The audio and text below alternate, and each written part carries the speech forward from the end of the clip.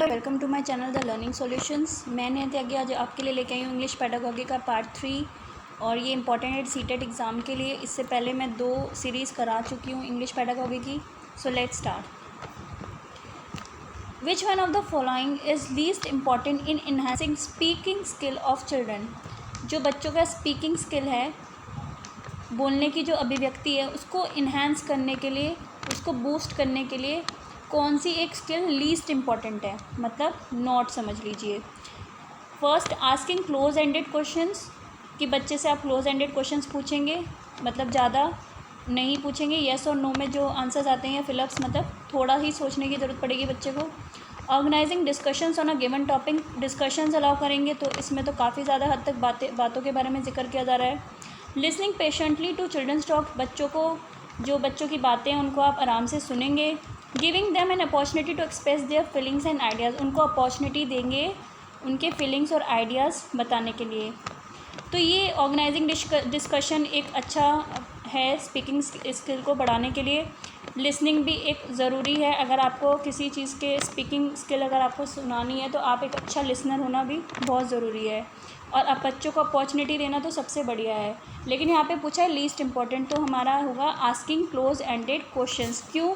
क्योंकि बच्चा सिर्फ 1 लाइन में आंसर दे देगा, येस या नो बोल देगा, या फिलअप्स की तरह, जैसे फिलअप्स होता है तो उसमें ब्लैंक आता है एक जगह तो वो फिल करेगा, तो उसमें बच्चे को क्या है, ज़्यादा बोलना नहीं है और ज़्यादा सोचने की ज़रूरत नहीं पड़ेगी, तो ज़्यादा बोलने का मौका नहीं मिलेगा। तो इसका आंसर होगा हमारा asking close ended questions.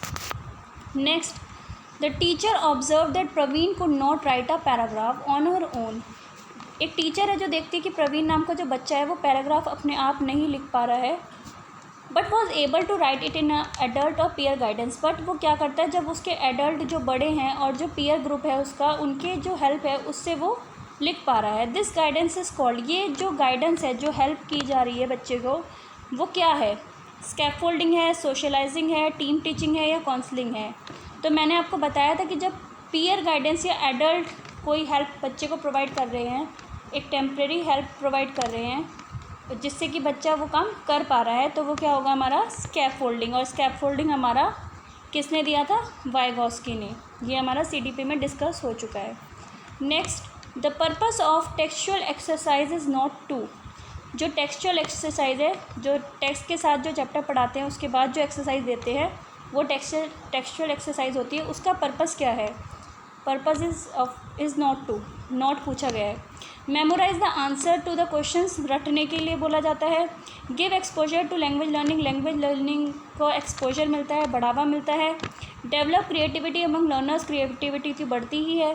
Provide opportunity to express themselves, और उनको अपॉर्चुनिटी प्रोवाइड करता है। तो यहाँ नॉट पूछा है, तो नॉट क्या होगा? Memorise the answers to the question. रटना कोई अच्छी बात थोड़ी ना है। तो पर्पस क्या है टेक्सचुअल एक्सरसाइज का? कभी भी रटवाना नहीं होता है। तो इसका आंसर होगा हमारा memorise the answers to the questions. In the multilingual classroom learners can interact. जो बहुभाषीय कक्षा है, लर्नर्स कैसे इंटरेक्ट करते हैं? Only in the language prescribed in 3 language formula. जो 3 लैंग्वेज फार्मूला है, मतलब जो कोठारी आयोग के द्वारा दिया गया है 3 लैंग्वेज फार्मूला, जिसमें मदर टंग इंग्लिश और हिंदी की बात की गई है, सिर्फ वही। इन the language with which the teacher is familiar, teacher जिस लैंग्वेज में फैमिलियर हो वो। तो ये तो ज़रूरी नहीं है कि टीचर की लैंग्वेज के हिसाब से पढ़ा जाएगा, जो लैंग्वेज बच्चे को समझ में आए उस हिसाब से सही रहता है। In the medium of instruction followed by the school, जिस तरह का जो मीडियम स्कूल में यूज़ किया जाता है। In their own language and can be of mix of words from more than one language. तो मल्टीलिंगुअल मतलब कई तरह की भाषा यूज़ हो, तो बच्चे उसमें क्या करेंगे? अपनी भाषा यूज़ करेंगे प्लस और जो भाषा के वर्ड्स हैं मिक्स करके वो सीखेंगे। तो ये हमारा बेस्ट है। तो इसका आंसर होगा हमारा in their own language and can be a mix of words from more than one language. Next, home language is dash in a natural way. तो होम लैंग्वेज क्या है, कैसे सीखी जाती है? जो हमारी मतलब जो हमारे जन्म के बाद जो हम लैंग्वेज सीखते हैं, जो हमारी मातृभाषा होती है, तो वो हम कैसे सीखते हैं? प्रमोटेड, एक्वायर, लर्न या टारगेट।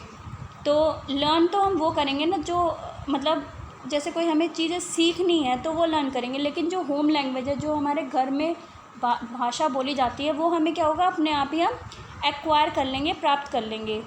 उसके लिए हमें ज़्यादा मेहनत नहीं करनी पड़ती। जिस तरह का घर में हमारे भाषा बोली जाती है वो हम अपने ग्रहण एकदम कर लेते हैं। तो इसका आंसर होगा हमारा एक्वायर्ड।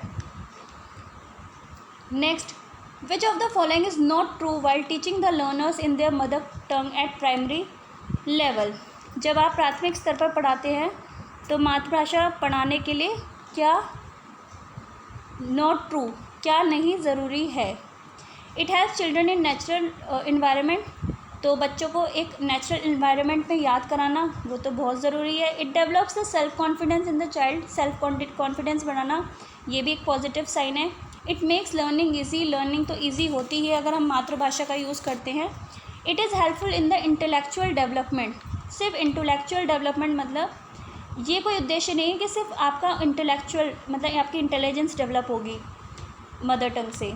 तो इसका आंसर होगा हमारा fourth, it is helpful in the intellectual development of child. Next, CLT communicative language teaching lays emphasis on, जो CLT है वो हमारी किस पर ध्यान देती है, grammatical competency, language use, form या राइटिंग। तो जो CLT है हमारा वो हमारा किस पे ध्यान देती है, CLT मतलब कम्युनिकेटिव लैंग्वेज। तो यहाँ पे लैंग्वेज आ रहा है तो आप समझ जाइए कि वो हमारी लैंग्वेज पे एम्फेसिस करती है, लैंग्वेज को बढ़ावा देती है। तो इसका आंसर होगा हमारा language use. Next, Riya a teacher of class 2 is presenting language items in her instructions and the learners are doing exactly as she is telling them to do.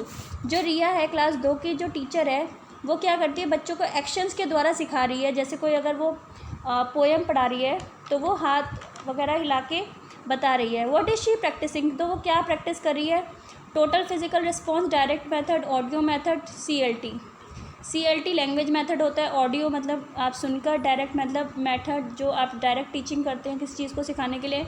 लेकिन यहाँ पे उसने बात की है कि वो अपने एक्शंस के द्वारा मतलब अपना वो एक्टिविटीज़ के द्वारा सिखा रही है, अपने हाथों को यूज़ करके या जिस तरह के भी वो अपना फिज़िकली यूज़ करके सिखा रही है। तो इसका आंसर होगा हमारा टोटल फिज़िकल रिस्पॉन्स, मतलब वो अपना एक्शन से सिखा रही है तो फिज़िकली वो कुछ ना कुछ यूज़ कर ही रही होगी, अपने हाथों से सिखा रही होगी वो अपनी फिंगर्स वगैरह से। So next, while teaching language to learners a teacher should teach, जब आप एक लैंग्वेज पढ़ रहे हैं, लर्नर्स को सिखा रहे हैं तो टीचर्स को क्या पढ़ाना चाहिए, बाय गिविंग इंस्ट्रक्शंस के थ्रू इमिटेशन रटवाना चाहिए मतलब कॉपी करना चाहिए, सॉरी, बाय आइसोलेशन अलग कर देना चाहिए, ये तो कभी भी सही नहीं होगा, इन एन इंटीग्रेटेड मैनर। तो जब भी हम टीचिंग कराते हैं बच्चों को तो हम उनको क्या करते हैं, रियल लाइफ से जोड़ते हैं। कोशिश ये करते हैं कि हम उन्हें हर तरीके से इन्वायरमेंट को लेके, आसपास की जो एक्टिविटीज़ है उन सब को लेके हम एक टोटली पढ़ा सकें, ना कि सिर्फ एक कॉन्सेप्ट के ऊपर पढ़ा सकें। तो इसका आंसर होगा हमारा in an integrated manner. Next, an intonation may not be dash tone, intonation क्या है, इंटोनेशन साउंड की जो पिच में वेरिएशन आना होता है, उतार चढ़ाव जो आता है ना हमारे बोलने में किसी वर्ड को, तो उसमें नॉट बी डैश टोन, तो उसमें क्या नहीं होगा, स्लाइडिंग होता है, राइजिंग एक बार आपकी आवाज़ थोड़ा पिच हाई जाता है या लो जाता है, फॉलिंग ये भी होगा, लाउड नहीं होगा। तो इसका आंसर होगा हमारा लाउड, क्योंकि अगर हम पिच में वेरिएशन नहीं आएगा तो सभी वर्ड्स एक से लगेंगे।